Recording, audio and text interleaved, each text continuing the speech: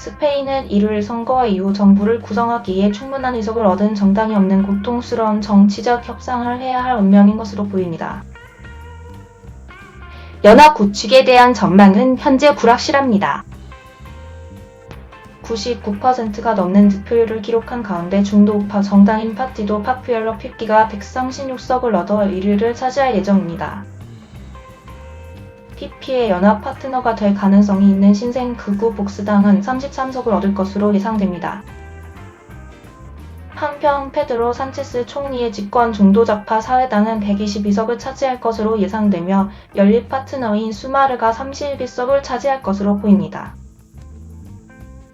통치를 하기 위해서는 정당이나 연합이 350석의 의회에서 176석의 노동 과반수를 달성해야 합니다.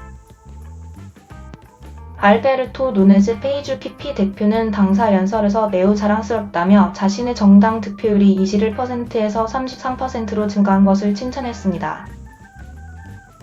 PP 본부의 정당 같은 분위기에도 불구하고 야당 지지자들은 CNN에게 더 확실한 승리를 기대했다고 말했습니다. 우리는 훨씬 더 많은 것을 얻을 것이라고 생각했습니다. 라고 마드리드의 영어 교수 머세이디스 GNZELZ가 말했습니다. 그리고 마드리드 출신의 21세 웹 디자이너인 페르난도 델 리우도 불만이라고 말했습니다. 사람들은 사회주의 정부에 반대하는 발언을 했지만 그것은 투표에서 실현되지 않았습니다. 그는 말씀했어요. 한편 사회당 본부 밖에서는 지지자들이 낙관적이었습니다. 은퇴 전 공무원인 아구스틴 살로데스 육사는 CNN의 결과에 만족한다고 말했습니다. 우리가 그렇게 많은 표를 얻을 것이라고 예상하지 못했기 때문입니다. 우리는 질 것이라고 생각했습니다. 산체스를 상대로 한 힘든 캠페인이었습니다. 라고 그가 말했습니다. 산체스는 카탈루냐와 바스크 지방의 독립 지지 정당들과 거래를 해야만 투자를 받을 수 있습니다. 샐러드가 있습니다. 산체스의 당이 5월 지역 및 지방 선거에서 큰 좌절을 겪은 후 1위의 투표를 소집하는 것은 산체스에게 정치적 도박이었습니다. 유럽 전역의 유럽 정치에서 우파로 급상승하는 가운데 PP는 그달에 큰 이득을 얻었습니다.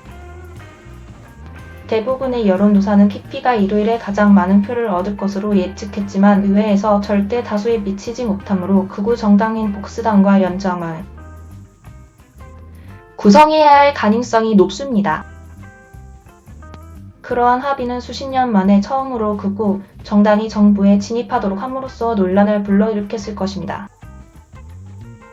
그러나 일요일 실시된 선거 개표는 우파 연합이 결성되기 위한 쉬운 길을 제시하지 못했습니다. 여성과 LGBTQ 사람들에 대한 평등 보호를 철회하는 정책을 지지하는 복스는 일요일 투표에서 결국 지난 선거에서 얻은 52석에서 일부 의석을 잃었습니다.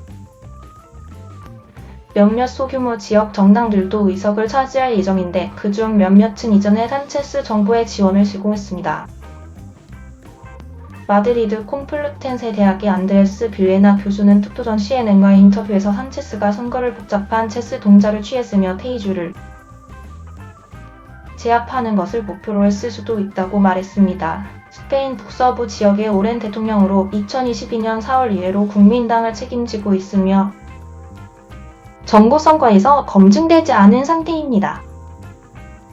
정부에서 일하는 동안 산체스는 여성의 권리에 대한 정책과 안락사법을 포함한 진보적인 의제를 추진했습니다.